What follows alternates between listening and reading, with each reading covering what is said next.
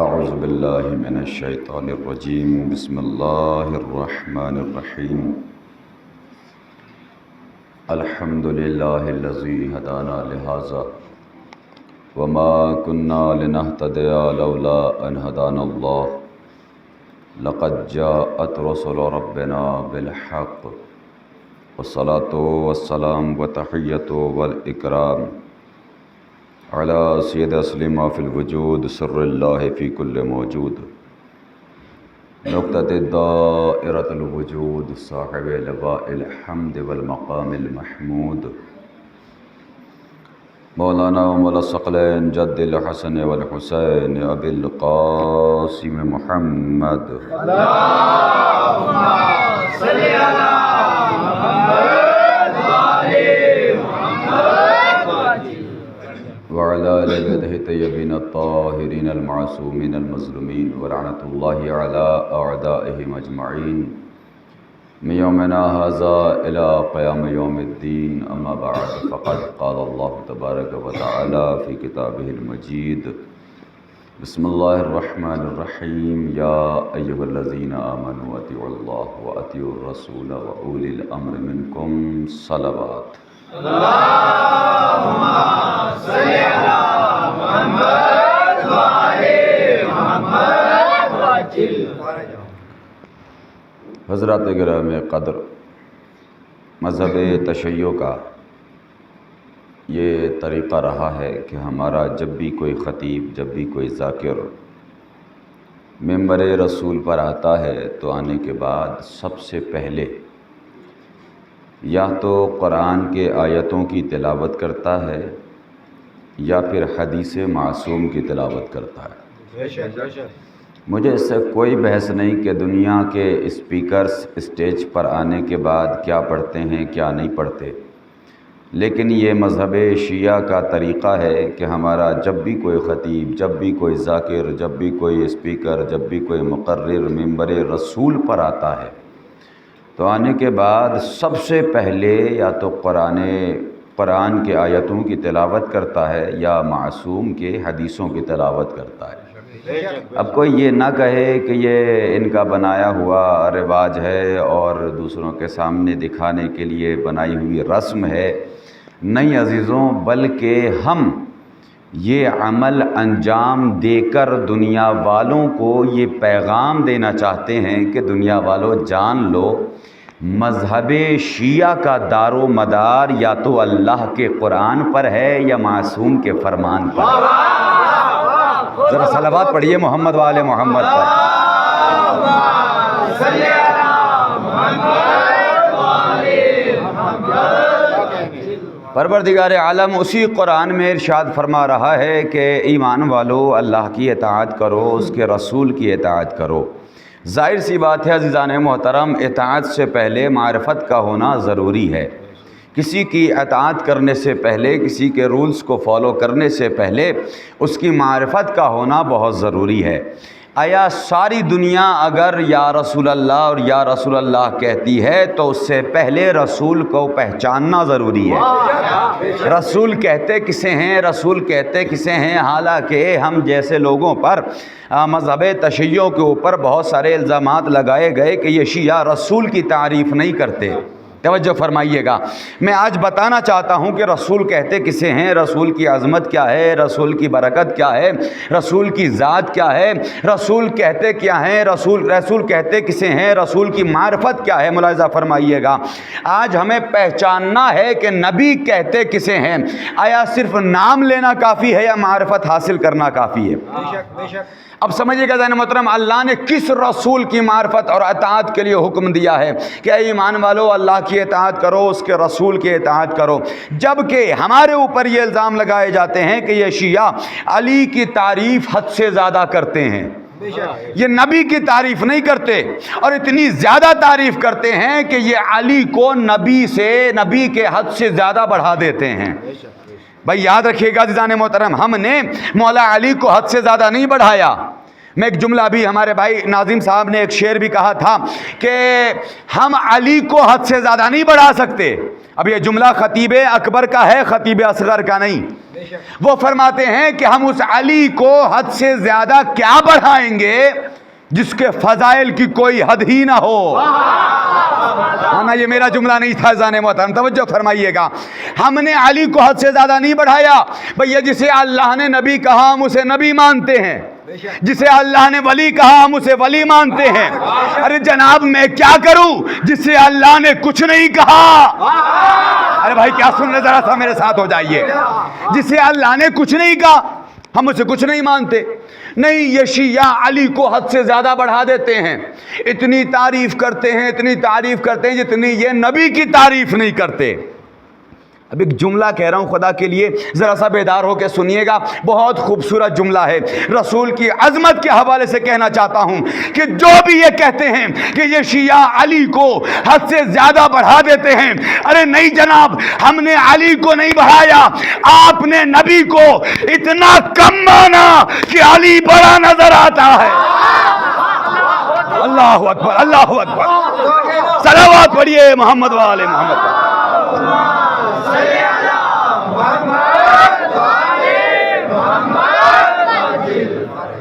ہماری اوقات کیا ہے جناب کہ ہم مولا کی تعریف کر لے جائیں؟ ہماری کیا بساط کہ ہم مولا کی مدح کر لے جائیں؟ ان مولا کائنات کی تعریف تو خود اللہ نے قرآن میں کی ہے. ہماری کیا بساط کہ ہم مولا کی مدح کریں؟ اس علی کا قصیدہ تو اللہ نے قرآن میں پڑھا ہے. جب اللہ نے بستر رسول پر مولا کائنات کو سوتے ہوئے دیکھا تو خوش ہو کر فرمایا کہ وَمِنَ النَّاسِ مَن يَشْرِي نَفْسَهُ ابْتِغَاءَ مَرْضَاتِ اللَّهِ وَاللَّهُ رَءُوفٌ بِالْعِبَادِ. جب اللہ نے علی کو جنگ میں لڑتے ہوئے دیکھا تو خوش ہو کر قصیدہ پڑھنے لگا كَأَنَّهُمْ بُنْيَانٌ مَرْصُوصٌ. جب اللہ کی نگاہ علی کی طہارت پر گئی، خوش ہو کر کہنے لگا إِنَّمَا يُرِيدُ اللَّهُ لِيُذْهِبَ عنكم الرجس اهل البيت ويطهركم تطهيرا. بھیا ہماری کیا اوقات ہے؟ ان کی تعریف تو خود اللہ نے کی ہے. جب اللہ نے علی کو مسند امامت پر دیکھا، خوش ہو کر قصیدہ پڑھنے لگا كل بشيء احصيناه في امام مبين. بھئی ہماری کیا اوقات ہے؟ جب اللہ نے علی کو مسند علم پر دیکھا تو خوش ہو کر کہہ دیا ومن عنده علم الكتاب. بھئی جب اللہ نے علی کے گھر سے جو کی 5 روٹیاں گئی، خوش ہو کر قصیدہ پڑھنے لگا یطعمون الطعام علی حبہ مسکینا و یتیما و اسیرا. اب سنیں کہتے کسے ہیں؟ اللہ نے قصیدہ پڑھا. بھئی آپ نے سنا ہے واقعہ آپ کے سامنے ہے، نعیم الابرار کی روایت پیش کر رہا ہوں. روایت کہتی ہے کہ گھر سے گئی جو کی 5 روٹیاں. کتنی روٹیاں؟ 5 روٹیاں. لیکن جب اللہ نے ان روٹیوں کا وزن کیا نا تو ایک روٹی کا وزن 6 آیتوں کے برابر. کاش انشاءاللہ بھی جملہ پہنچے گا تو ہر ایک مجمع بولے گا. توجہ فرمائیے گا. سورہ دہر گواہ ہے. جب گھر سے روٹیاں گئیں تو اللہ نے سورہ دہر نازل کیا، جس کا دوسرا نام سورہ انسان بھی ہے. پڑھ لیجئے گا سورہ دہر. پورے یقین اور ذمہ داری کے ساتھ اس منبر رسول سے یہ جملہ عرض کر رہا ہوں. ریفرنس نعیم الابرار کی روایت ہے جو آپ کے سامنے پیش کر رہا ہوں. جملہ یاد رکھیے گا. کیا کہتی ہے روایت؟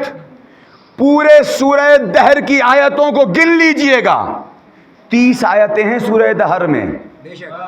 اب میں جملہ کہوں، گھر سے گئی جو کی 5 روٹیاں، لیکن جب اللہ نے ان روٹیوں کا وزن کیا تو ایک روٹی کا وزن 6 آیتوں کے برابر. بھائی 5 روٹیاں ہیں اور سورہ دہر میں 30 آیتیں ہیں. 30 کو 5 جگہ تقسیم کیجئے. میں کہیں لانا چاہتا ہوں میرے سرکار، اس در کی عظمت کو سلام بھیجئے گا. بھئی گھر سے گئی جو کی 5 روٹیاں، اللہ نے وزن کیا، ایک روٹی کا وزن 6 آیتوں کے برابر. تو اب جملہ کہہ دوں، ارے بھائی جس کے گھر کی ایک جو کی روٹی 6 آیتوں کے برابر ہو، اس کے گھر والے کتنے وزنی؟ نا میرا جملہ پہنچا ہی نہیں. ذرا سا مل کے بولیں.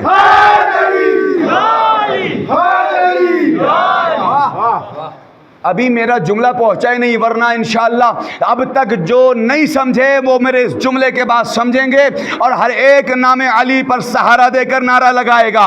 جملہ آپ کے حوالے ہے، ایسے نہیں سمجھاؤں گا، تاریخی مثال ہے جو آپ کے حوالے دے رہا ہوں۔ جملہ کیا ہے؟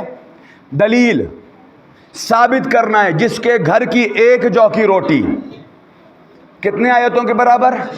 ماشاءاللہ 6 آیتوں کے برابر، اس کے گھر والے کتنے وزنی ہوں گے؟ میں ثابت کرنے جا رہا ہوں وزن گھرانہ اہل بیت، اہل بیت کے در کا وزن کیا ہے۔ پھر سے دوہرا رہا ہوں تاکہ بات یاد ہو جائے بچوں کو بھی۔ جس کے گھر کی ایک جو کی روٹی 6 آیتوں کے برابر ہوں، اس کے گھر والے کتنے وزنی ہوں گے؟ جملہ یاد ہو گیا؟ اب آئیے دلیل دے رہا ہوں، اگر دلیل سمجھ گئے انشاءاللہ کوئی خاموش نہیں بیٹھے گا۔ تاریخی مثال، روایت کہتی ہے، سورہ یوسف گواہ ہے کہ یوسف کے بھائی یوسف کو لے کر چلے، پورا واقعہ قرآن نے لکھا ہے۔ درمیان میں کنویں میں پھینکا، کچھ لوگ آئے جناب یوسف کو کنویں سے نکالا، مصر کے بازار میں لے کر آ گئے۔ کون ہے جو یوسف کو خریدے گا؟ روایت کہتی ہے کہ عزیز مصر سامنے آیا۔ عزیز جانتے ہیں؟ مصر کا بادشاہ کہتا یوسف کو میں خریدوں گا۔ اچھا یوسف کو تم خریدو گے؟ لیجئے جناب، خدا کے لیے قرآن سے دلیل دے رہا ہوں۔ جملہ کیا ہے؟ پھر سے دہرائیے، جس کے گھر کی ایک جو کی روٹی 6 آیتوں کے برابر ہوں، اس کے گھر والے کتنے وزنی ہوں گے؟ عزیز مصر کہتا یوسف کو میں خریدوں گا۔ لیجئے جناب، ترازو منگایا گیا، ترازو کے ایک پلے پر جناب یوسف، دوسرے پلے پر تمام دولت مصر کو لا کر جمع کر دیا گیا، لیکن پھر بھی جناب یوسف کے پائے اقدس میں جنبش بھی نہ آ سکی۔ نہ ابھی نہیں، جملہ پہنچے گا، ہر ایک بولے گا انشاءاللہ۔ جناب یوسف کے پائے اقدس میں جنبش بھی نہ آئی۔ یوسف کو ترس آیا، عزیز سے کہتے ہیں اے عزیز کاغذ قلم دوات لے کر آ۔ ایک نبی قلم مانگ رہا ہے، آئے ہائے آئے ہائے، ایک نبی نے مانگا فوراً لا کے دیا۔ اب جیسے ہی لا کے دیا یوسف نے لکھا بسم اللہ الرحمن الرحیم۔ خدا کے لیے کاش میں اپنی بات پہنچا سکوں۔ جیسے ہی بسم اللہ کا لکھنا تھا کہ یہ روایت لکھتے لکھتے تبری نے اپنے قلم توڑ دیے کہ جیسے ہی بسم اللہ لکھا، ترازو کے ایک پلے پر بسم اللہ رکھی گئی، دوسرے پر یوسف بیٹھے۔ اب کائنات نے دیکھا کہ بسم اللہ والا پلہ جھکنے لگا، یوسف والا پلہ اٹھنے لگا۔ ارے نہیں پہنچے، ارے جب یوسف جیسا نبی قرآن کی ایک آیت کے برابر نہیں، جس کے گھر کی ایک جو کی روٹی 6 آیا۔ ہائے ہائے ہائے، میں جملہ آپ کے حوالے کیا تھا، مل کے سارے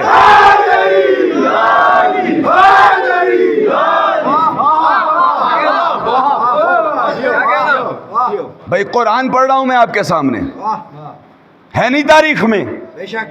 جب جناب یوسف جیسے نبی قرآن کی ایک آیت کے برابر نہیں، اس گھر کے لوگ کتنے وزنی ہوں گے جس کے گھر کی ایک جو کی روٹی 6 آیتوں کے برابر ہوتی ہے۔ صلوات پڑھیے محمد والے محمد۔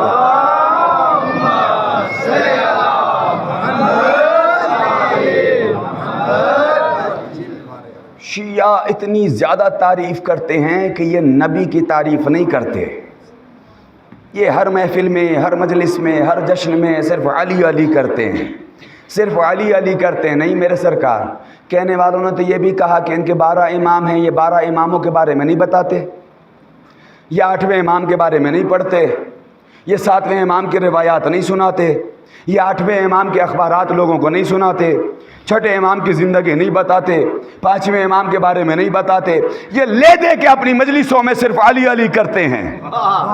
اب جو لوگ بارڈر پہ رہتے ہیں نا وہ تصدیق فرمائیں گے، ایک مثال ہے, سامنے کی مثال دے رہا ہوں, خدا کے لیے بیدار رہیے گا.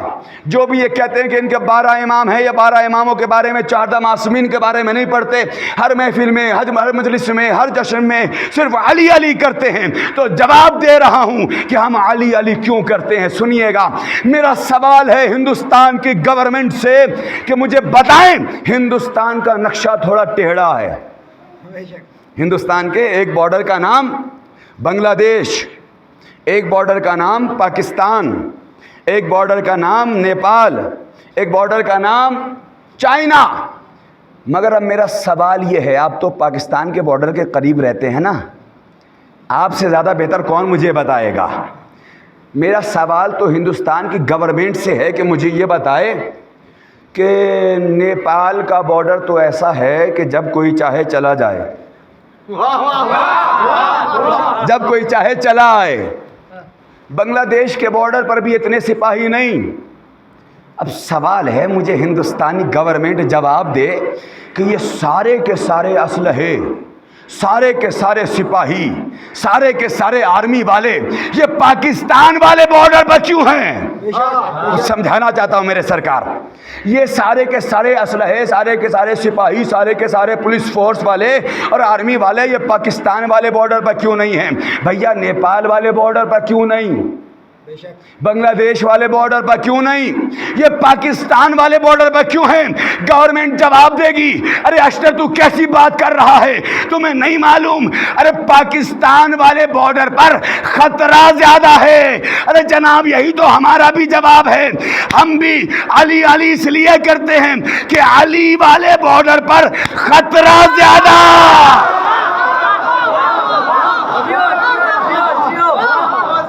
آسان سی سامنے کی بات ہے, اس لیے کہ جب ہم علی کی شجاعت بیان کرتے ہیں تو ان کی بزدلی سامنے آ جاتی ہے, لہذا ہم علی کے فضائل بیان کرتے ہیں. لیکن آج سنیں رسول کہتے کسے ہیں خدا کے لیے, رسول کی عظمت کیا ہے. میری جانیں قربان ہو جائیں اس رسول پر کہ جس رسول کے لیے خود مولائے کائنات جیسی ذات نے فرمایا, انا عبد من عبید محمد, میں محمد کے غلاموں میں سے غلام ہوں. اللہ اکبر. ارے جس کا غلام ایسا ہو اس کا آقا کیسا ہوگا. کون کہتا ہے ہم رسول کی مدح نہیں کرتے, کون کہتا ہے ہم رسول کی نعت نہیں پڑھتے. بے شک پڑھتے ہیں. ہم نے نبی کو مانا جیسا ماننا چاہیے تھا, تم نے نبی کو ایسا مانا کہ اپنے جیسا بنا دیا. ارے بھائی دیکھیے, نبی ہم جیسے لوگوں نے, زمانے والوں نے رسول کے جسم کو بظاہر دیکھا, اپنے جسموں کو دیکھا ایک جیسے نظر آئے, کہہ دیا رسول ہم جیسے. اپنے بالوں کو دیکھا, رسول کے بالوں کو دیکھا ایک جیسے نظر آئے, کہہ دیا ہم جیسے. اپنے ہاتھوں کو دیکھا, رسول کے ہاتھوں کو دیکھا, بظاہر ایک جیسے نظر آئے, کہہ دیا ہم جیسے. لیکن یاد رکھیے گا, ہم میں اور رسول میں آسمان و زمین کا فرق ہے. رسول ہم جیسا نہیں ہے, اللہ نے رسول کو ہم جیسا بنا کر بھیجا. ہم جیسا ہونا اور ہم جیسا بننے میں فرق ہے. توجہ ہے, ہم جیسا ہونا, رسول ہم جیسے نہیں ہیں بلکہ ہم جیسے بن کر آئے تاکہ ہمیں ہدایت لینے میں آسانی ہو. اب ہم جیسوں نے رسول کو ایسا ہم جیسا سمجھا کہ اپنے جیسا بتا دیا. بھائی سبحان اللہ, دنیا والوں نے رسول کو, رسول کے ہاتھوں کو دیکھا, اپنے ہاتھوں کو دیکھا, بظاہر ایک جیسے نظر آئے, کہہ دیا رسول ہم جیسے. جبکہ آسمان و زمین کا فرق ہے. ہمارے ہاتھ کی اوقات یہ ہے کہ اگر کوئی بھی ایک گھوسا مار دے ہاتھ ٹوٹ جائے, ہاتھ موڑ دے, توڑ دے. لیکن خدا کی قسم لاکھوں سلام اس رسول پر جو اگر اشارہ کر دے تو بادل آ جائے, چاند کو دکھا دے تو شک ہو جائے, ابو جہل پہ اٹھا دے تو چہرہ فک ہو جائے. بھائی ہم میں اور رسول میں آسمان و زمین کا فرق ہے. کون کہتا ہے ہم رسول کی مدح نہیں کرتے؟ سنیں رسول کہتے کسے ہیں. دنیا والوں نے اپنے دانتوں کو دیکھا, رسول کے دندان مبارک کو دیکھا, بظاہر ایک جیسے نظر آئے, کہہ دیا رسول ہم جیسے. ارے میاں ہمارے دانتوں کی اوقات یہی ہے کہ اگر 2 سے 4 دن برش نہ کریں کیڑے نہ لگنے لگے, اگر 2 گھوسے مار دے دانت ٹوٹ جائیں. لیکن خدا کی قسم نبی اکرم کے دندان مبارک وہ ہیں کہ اگر اندھیری کوٹھری میں مسکرا دیں تو عائشہ کو گمشدہ سوئی مل جائے. یہ ہے نبی کی عظمت, یہ ہے نبی کی معرفت. کسے کہتے ہیں نبی؟ بظاہر لوگوں نے نبی کے جسم کو دیکھا, اپنے جسموں کو دیکھا, ایک جیسے نظر آئے, کہہ دیا رسول ہم جیسے. نہیں جناب, ہم میں اور رسول میں آسمان و زمین کا فرق ہے. رسول کسے کہتے ہیں؟ دنیا والوں نے اپنے بالوں کو دیکھا, رسول کے بالوں کو دیکھا, بظاہر ایک جیسے نظر آئے, کہہ دیا رسول ہم جیسے. دنیا والوں نے اپنے تھوک کو دیکھا, رسول کے لعاب دہن کو دیکھا, بظاہر ایک جیسے نظر آئے, کہہ دیا رسول ہم جیسے. ہمارے تھوک کی اوقات یہی ہے کہ اگر ہم کہیں پر تھوکتے ہیں تو وہاں پر بورڈ لگا دیا جاتا ہے یہاں تھوکنا منع ہے. اس سے بیماریاں ہوتی ہیں, اس سے انفیکشنز ہوتے ہیں. لیکن خدا کا لاکھوں سلام اس نبی پر کہ جو اگر اپنے لعاب دہن کو کھارا پانی میں ڈال دیں تو کھارا پن دور ہو جائے, علی کی آنکھوں میں لگا دیں تو آنکھوں کا درد دور ہو جائے. یہ ہے نبی کا لعاب دہن. ہم نے رسول کو پہچانا کہاں؟ ہم نے رسول کو جانا کہاں؟ سنیے رسول کسے کہتے ہیں. دنیا والوں نے رسول کو بظاہر دیکھا, ایک جیسے نظر آئے, کہہ دیا رسول ہم جیسے. دنیا والوں نے اپنے بالوں کو دیکھا, رسول کے بالوں کو دیکھا, ایک جیسے نظر آئے, کہہ دیا رسول ہم جیسے.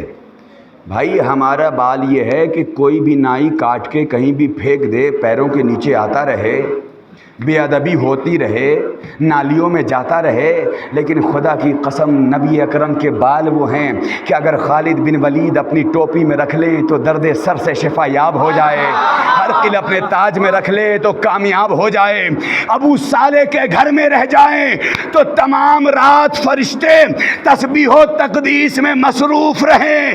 یا رسول اللہ, ارے جب آپ کے بال کا یہ حال ہے تو آل کا کیا حال ہوگا؟ صلوات پڑھیے محمد بار.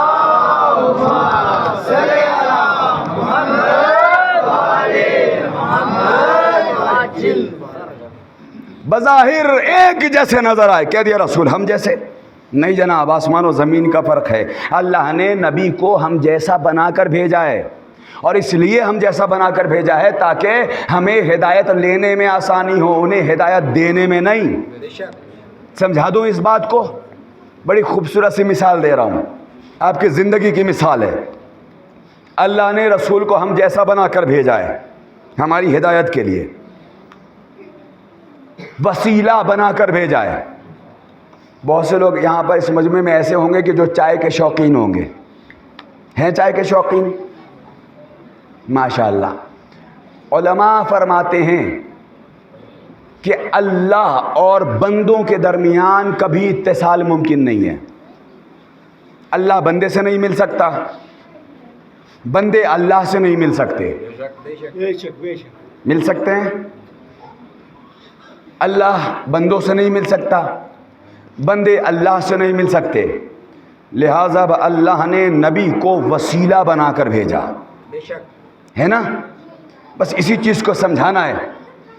فرض کر لیں, علماء نے مثال دی ہے, اللہ اور بندوں کی جو مثال ہے سیم وہی مثال سمجھایا کہ جو اللہ اور بندوں کے درمیان ہے ویسا ہی آگ اور پانی کے درمیان. نہ آگ پانی سے مل سکتی ہے, نہ پانی آگ سے مل سکتا ہے. مل سکتا ہے کیا پانی اور آگ کی ملاقات ہو سکتی ہے؟ لیجیے, اگر ہو سکتی ہے تو آپ سے کہتا ہوں چائے بنانی ہے, لیجیے چائے بنائیے, پانی کو آگ پہ ڈالیے, چائے بن جائے گی؟ نہیں بنے گی نا. یا پانی میں آگ کو ڈال دیجیے, چائے بن جائے گی. آگ کو پانی میں ڈال دیجیے, چائے بن جائے گی. یا تو آگ بجھ جائے گی, یا پانی جل جائے گا۔ اس سے یہ ثابت ہوا کہ جیسے پانی اور آگ کے درمیان اتصال ممکن نہیں، ویسے ہی اللہ اور بندوں کے درمیان اتصال ممکن نہیں۔ لیکن اب سمجھدار مجمع بیٹھا ہے، میری مثال کو سمجھیے گا۔ اب مجھے بتائیں وہ لوگ کہ جن کو چائے پینی ہو تو کیسے چائے بنائیں گے؟ کہہ رہے جناب کیسی بات کر رہے ہیں، اس کے لیے ایک برتن لیں گے۔ آئے ہائے آئے ہائے، بھائی سال سمجھ جائیے گا، اس کے لیے ایک برتن لیں گے۔ اب اس برتن کا کام یہ ہوگا کہ اس برتن کو آگ پہ رکھیں گے، اس برتن میں پانی رکھیں گے، اس برتن کا کام یہ ہوگا کہ وہ آگ کی حرارت لیتا رہے گا، پانی میں دیتا رہے گا۔ بھائی بس اسی لیے اللہ نے نبی کو وسیلہ بنا کر بھیجا کہ وہ وہاں سے لیتے رہیں گے، یہاں والوں کو دیتے رہیں گے۔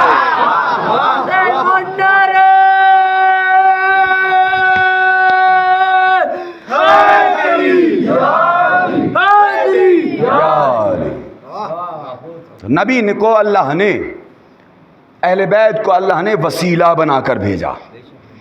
کیوں؟ اس لیے کہ ہمیں ہدایت لینے میں آسانی ہو، ہدایت دینے میں نہیں۔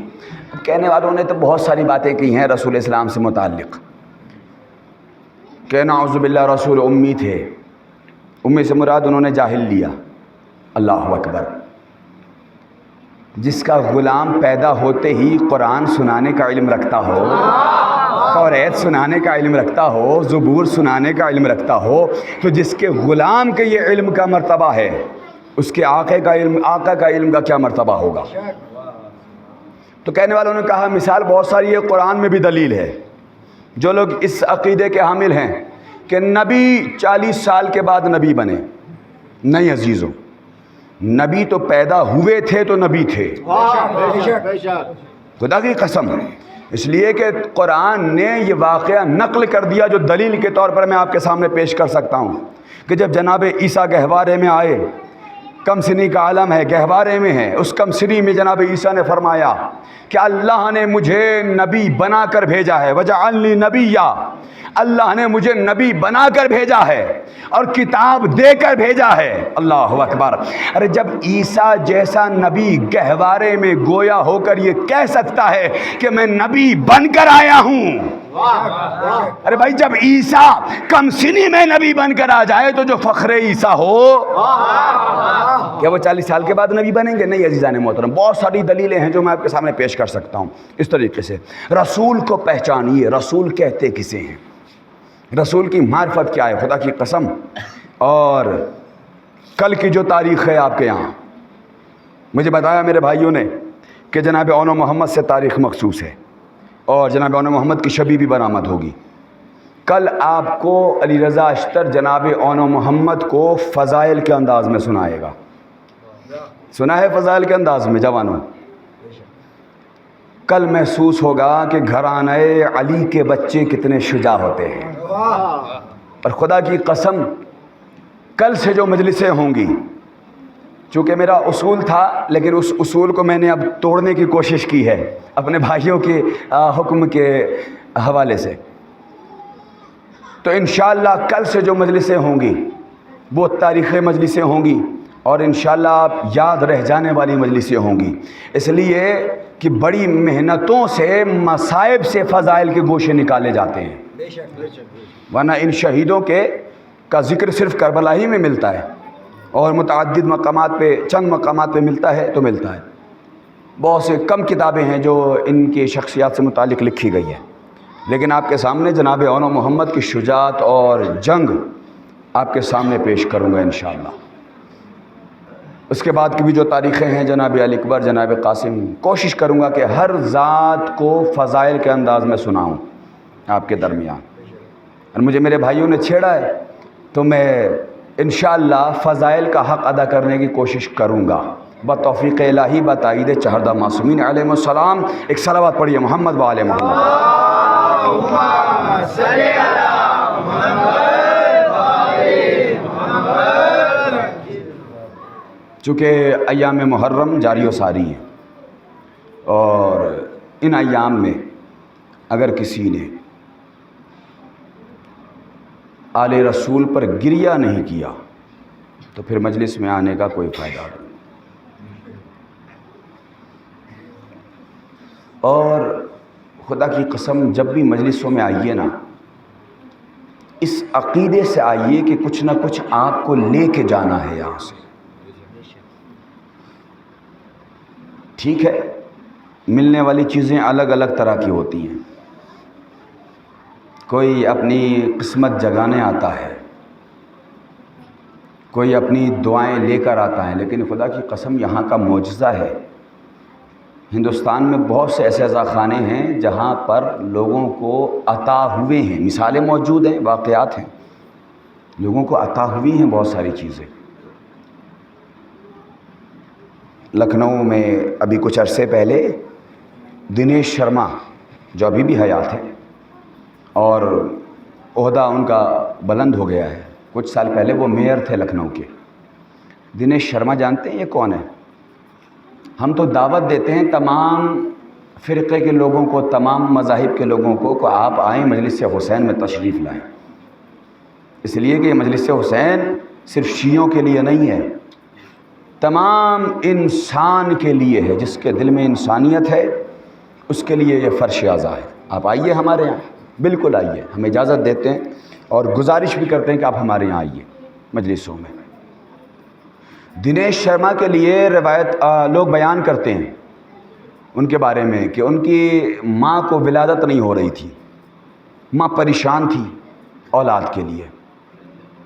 کسی شیعہ عورت سے ملاقات ہوئی لکھنؤ میں، لکھنؤ کا واقعہ ہے، اور یہ تو ابھی موجود ہیں، زندہ ہیں، اور ابھی تک دنیش شرما لکھنؤ کی درگاہ حضرت عباس میں جا کر مجلس امام حسین منعقد کرتے ہیں۔ اللہ اکبر، ہندو ہیں لیکن مولا سلامت رکھے ایسے افراد کو۔ مولا حسین صرف شیعوں کے لیے نہیں ہے، مولا حسین صرف سنیوں کے لیے نہیں ہے، تمام دنیا میں رہنے والے افراد کے لیے ہیں۔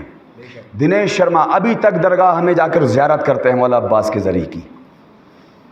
انہوں نے بیان کیا کہ میری ماں کو ولادت نہیں ہو رہی تھی، وہ پریشان نظر آ رہی تھی۔ کسی شیعہ عورت سے ملاقات ہوئی، انہوں نے ان سے اپنی مشکل انہوں نے بیان کی کہ اچھا اگر آپ کا کبھی لکھنؤ میں جانا ہو تو تال کٹورا کے نام سے ایک امام بارگاہ ہے وہاں پر، وہاں ضرور جائیے گا۔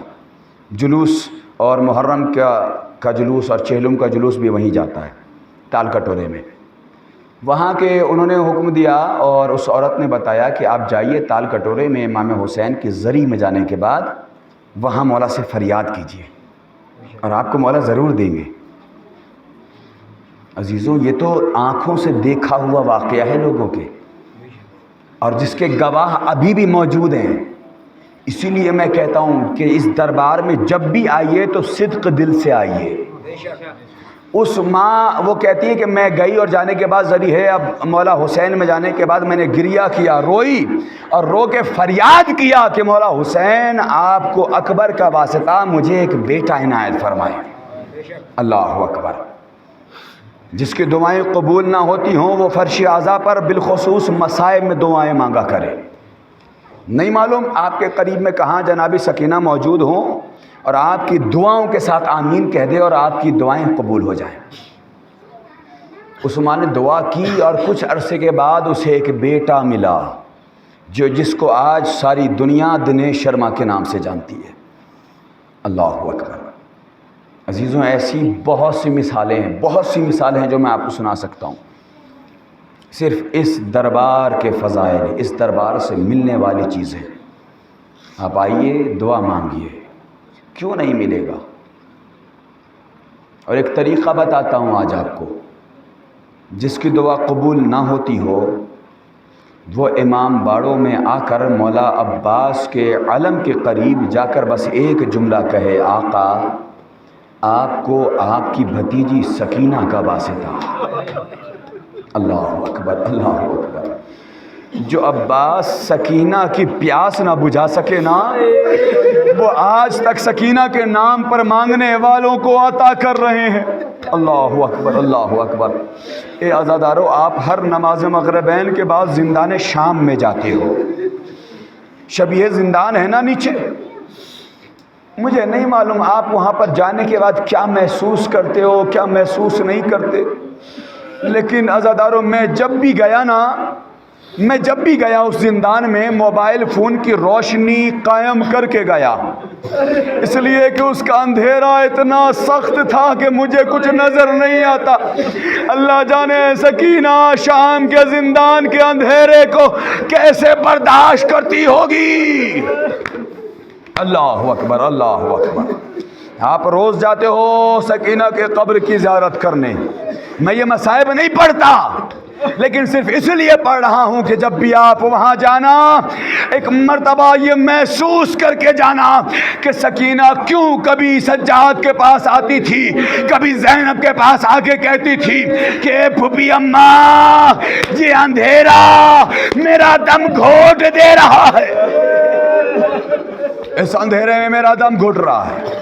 ہاں عزاداروں نے مسئلوں میں کربلا رونے میں کوتاہی نہ کیجئے گا، آوازوں کو آزاد کر کے رویا کریں، قید کر کے نہ رویا کریں آوازوں کو۔ ہاں عزاداروں نے مسئلوں میں کربلا، آج کی تاریخ ایک حسین کا جانثار، ایک حسین کا مددگار حبیب ابن مظاہر، اے عزادارو جس کے دل میں مولا حسین کے نصرت کی تمنا ہے، ہر زیارت میں آپ کہتے ہو نا کاش میں مولا حسین کے ساتھ ہوتا، کاش میں مولا حسین کے ساتھ ہوتا۔ اللہ اکبر، اس حبیب کا کیا مرتبہ جسے حسین نے خط لکھ کے بلایا۔ اللہ اکبر، اللہ اکبر۔ محرم کا چاند نمودار ہوا، اپنے گھر سے دور رہنے والے لوگ چاند دیکھتے ہی اپنے گھر کو واپس جاتے ہیں، کیوں؟ اس لیے کہ حسین نے بلایا ہے۔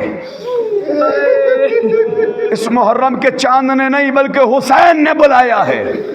اللہ رے اللہ اکبر، ایک جملہ کہہ دوں، اگر بڑے حساس لوگ بیٹھے ہیں رونے کے لیے شاید یہی جملہ کافی ہوگا۔ اے عزادارو آپ جانتے ہو میں جہاں جہاں جاتا ہوں نا وہاں ضرور باہر رہنے والے لوگ اپنے گھر واپس آتے ہیں۔ میں نے پوچھا کیوں گھر واپس آتے ہو؟ اللہ اکبر، یہ کیسے مسافر تھے کہ جس کی یاد میں آج سارے مسافر اپنے گھر۔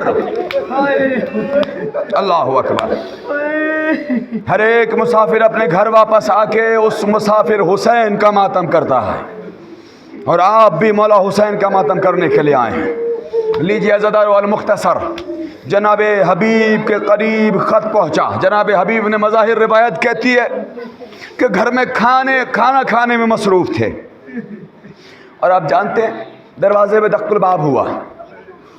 جناب حبیب نے کہا کہ جاؤ دروازہ کھول کے دیکھو کون آیا ہے، اس لیے کہ روایتیں ہیں کہ کھانا کھاتے وقت کھانے سے اٹھنا نہیں چاہیے، اگر کوئی بھی داخل ہو جائے، کوئی بھی آ جائے سوائے امام کے۔ اگر امام آ جائے نا تو کھانے سے اٹھ جانا چاہیے، لیکن شریعت نے منع کیا ہے کہ امام کے علاوہ اگر کوئی بھی آ جائے کھانا چھوڑ کے نہیں اٹھنا۔ حبیب بیٹھے رہے، حبیب نے کہا جا کر دیکھو کون آیا ہے۔ آواز آئی انا برید الحسین، میں حسین کا قاصد ہوں۔ اللہ اکبر، لاکھوں سلام اس حسین پر جسے حسین نے خط لکھ کے بلایا۔ اے عزادارو روتی ہوئی آنکھوں سے دعائیں کرو، اے میرے مولا آپ نے حبیب کو بلایا، اے مولا ہم بھی کربلا جانا چاہتے ہیں، اے مولا ہمیں بھی کربلا بلا لو۔ مولا ان روتے ہوئے عزاداروں کا واسطہ ہمیں بھی کربلا بلا لیجئے۔ ہاں عزاداروں، کہا حسین کا قاصد، کہا حسین، مولا آقا حسین کے قاصد۔ فوراً حبیب نے کھانا چھوڑا، گئے، پوچھا کیا بات ہے؟ کہا آقا نے خط بھیجا ہے۔ اب جانتے ہو محبت حبیب کی، جناب حبیب کا نام ہی حبیب ہے۔ اب حبیب عربی میں کہتے ہیں دوست کو۔ اللہ اکبر، کیسی دوستی تھی جناب حبیب کی۔ جیسے ہی آقا کا خط سنا، پڑھا نہیں، ابھی خط کھولا بھی نہیں، سیدھے آنکھوں سے لگایا، میرے آقا حسین کا خط ہے نا، آنکھوں سے لگایا، واپس لے کر آئے، خط پڑھا، کچھ دیر کے لیے دسترخوان پر بیٹھ گئے۔ زوجہ نے پوچھا کیا بات ہے، میرے آقا حسین نے کیا لکھا ہے؟ کہ آقا حسین نے لکھا ہے کہ میرے رجل فقی، میرے دوست حبیب حسین کربلا آ چکا ہے، اگر تم میری نصرت کرنا چاہتے ہو تو کربلا آ جاؤ۔ اے عزادارو سنو گے، میری مائیں قربان ہو جائیں میرے آقا پر، لیکن عزادارو روایت کہتی ہے کہ حبیب اپنی زوجہ کو بھی اس نصرت میں شامل کرنے کے لیے کچھ دیر کے لیے خاموش بیٹھ گئے۔ شاید حبیب اپنی زوجہ کا امتحان لینا چاہ رہے تھے۔ حبیب کو جیسے ہی بیٹھا دیکھا، ایک مرتبہ زوجہ نے آواز بلند کر کے کہا، اے میرے والی و وارث، کیا ارادہ ہے؟ آپ بیٹھ کیوں گئے؟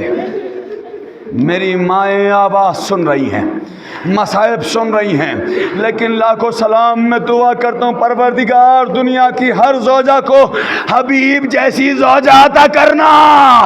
ایک مرتبہ زوجہ نے کہا، اے میرے والی و وارث، اگر آپ نہیں جانا چاہتے اپنی تلوار ہمیں دے دے، ہم آقا کی نصرت کو جائیں گے۔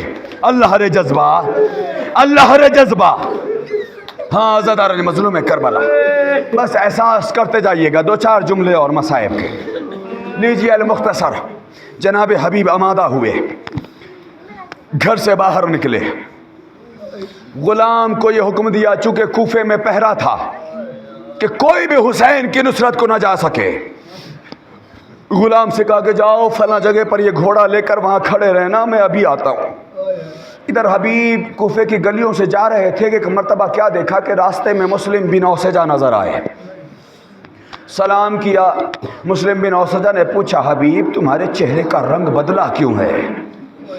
عزادارو جناب حبیب نے کہا، اے مسلم بن اوسجہ، ہمارے آقا کربلا آ چکے ہیں اور میرے آقا نے مجھے بلایا ہے، میرے آقا نے مجھے مدد کو بلایا ہے۔ عزادارو جیسے جناب مسلم نے یہ جملہ سنا، بے ساختہ کہتے ہیں، حبیب تھوڑا رک جا، میں بھی آتا ہوں تمہارے ساتھ چلوں گا۔ جناب مسلم بن اوسجہ کی روایت کہتی ہے کہ تقریباً 90 سال کی عمر جناب مسلم بن اوسجہ خضاب کے لیے جا رہے تھے، فوراً واپس آئے، المختصر جناب حبیب چلے، غلام کے قریب آئے، کیا دیکھا کہ غلام گھوڑے سے آپس میں کچھ باتیں کر رہا ہے۔ جب جناب حبیب قریب آئے نا تو جناب حبیب نے کیا سنا کہ غلام سواری سے کہہ رہا ہے، میرے آقا کے سواری، اگر میرے آقا کو اور تاخیر ہوئی نا تو یہ غلام تجھ پہ سوار ہو کے جائے گا۔ بعض اداروں اتنا سننا تھا کہ حبیب تڑپ گئے، اللہ اکبر، میرے آقا پر ایسا وقت آ گیا کہ غلام زادے بھی قربانی کی بات کر رہے ہیں۔ ہاں زادارو لیجئے، حبیب گھوڑے پر سوار ہوئے اور ایک جملہ کہا، اے غلام جاؤ، تم میرے آقا سے محبت کرنے والے ہو، آج سے تم آزاد ہو گئے۔ غلام نے ہاتھوں کو جوڑا، اے آقا، ارے جب جنت کی طرف جانے کی بات آئی آپ مجھے آزاد کر رہے ہو، میں بھی آپ کے ساتھ چلوں گا۔ لیجیے عزادارو جناب حبیب کربلا پہنچے، لیجیے عزادارو وہ وقت بھی آ گیا، روایت کہتی ہے کہ جنگ شروع ہوئی۔ عزادارو ایسی جنگ ہوئی کہ مسلم بن اوسجہ میدان جنگ میں ہیں، جنگ کرتے جاتے ہیں، ظالموں نے حملہ کیا، مسلم زین سے زمین پر آئے، حسین مسلم کے قریب آئے، سر کو زانوں پہ رکھا، حسین کے ساتھ ساتھ جناب حبیب بھی آئے۔ سنیں گے عزادارو، جب جناب حبیب جناب مسلم بن اوسجہ کے قریب آئے نا تو ایک مرتبہ کانپتی ہوئی آواز سے جناب مسلم بن اوسجہ نے ایک آواز بلند کی، اے حبیب، آج تم سے یہ مسلم وصیت کر رہا ہے کہ یہ میرا آخری وقت ہے، لیکن مجھ سے وعدہ کرو کہ میرے آقا کو کبھی تنہا نہ چھوڑنا۔ اللہ اکبر، میرے آقا کو کبھی تنہا نہ چھوڑنا۔ میں کہوں گا، اے مسلم، عصر عاشور کے بعد آنا، یا کو تنہا حسین کبھی اکبر کو یاد کرے گا، کبھی عباس۔ ہاں زادارہ، بس 2 جملے مجلس تمام ہو گئی، ختم کر دیے میں نے مصائب، لیکن جناب مسلم کے مصائب کے حوالے سے 2 جملے سن لیجئے۔ جب جناب حبیب نے جناب مسلم کو جاتا ہوا دیکھا، ایک مرتبہ آقا سے اجازت طلب کی، میدان میں آئے۔ آپ جانتے ہیں جناب حبیب نے 70 سے 80 دشمنوں کو فنار کیا۔ اللہ رے شجاعت حبیب، 70 سے 80 دشمنوں کو ختم کیا۔ لیکن روایت کہتی ہے کہ ایک ملعون نے آپ کے سر پہ ایک ایسا تلوار مارا کہ آپ گھوڑے پر سنبھل نہ سکے۔ بعض روایتوں میں یہ بھی جملہ ہے کہ ایک نے تلوار مارا، دوسرے نے نیزے سے آپ کو زین سے زمین پہ گرایا۔ ادھر حبیب زین سے زمین پر آئے کہ ایک ملعون تلوار لے کے آگے بڑھا، حبیب کے سر و تن میں جدائی کی۔ حبیب نے آقا کو آواز دی، اے آقا، حبیب کا آخری سلام۔ اے آقا، یہ حبیب شرمندہ ہے، آپ کی نصرت کے لیے آیا تھا، لیکن اے آقا مجھے معاف کر۔ انا للہ و انا الیہ راجعون، رضم بقضائہ و تسلیم علیہ۔ بار اللہ کے واسطہ ہے علیہ بیت السلام کا۔ مولا کے چاہنے والے جہاں جہاں بھی ہیں، بالخصوص تمام حضرات کے گناہ کبیرہ اور صغیرہ کی مغفرت فرما۔ بار اللہ اکبر علیہ السلام کی جوانی اور جناب صغرا کی جوانی کا واسطہ، مولا کے چاہنے والے جہاں جہاں بھی ہیں، بالخصوص تمام جوان نوجوان بہن بھائیوں کو راہ راست پر رہنے اور نیک اعمال کرنے کی توفیق عنایت فرما۔ علی اصغر علیہ السلام کی کمسنی اور جناب سکینہ کے بے بسی کا واسطہ، بار اللہ مولا کے چاہنے والے جہاں جہاں بھی ہیں، بالخصوص تمام بچوں اور بچیوں کو اپنے والدین کا مطیع اور فرما بردار بنا۔ اے پروردگار، ہم سب کو عزادار حسین میں شمار فرما۔ اے پروردگارہ، ہمیں جو ماتم کرنے کا حق ہے، پروردگار ہمیں توفیق عطا فرما کہ ہم ان میں سے کچھ حق ادا کر سکیں۔ بار اللہ آخری سب سے اہم دعا یہ ہے کہ منتقم خون امام حسین، وارث زہرا، وارث حسین، امام زمانہ کے ظہور میں تعجیل فرما۔ ہم سب کو ان کے ناصران میں شمار فرما۔ ماتم حسین۔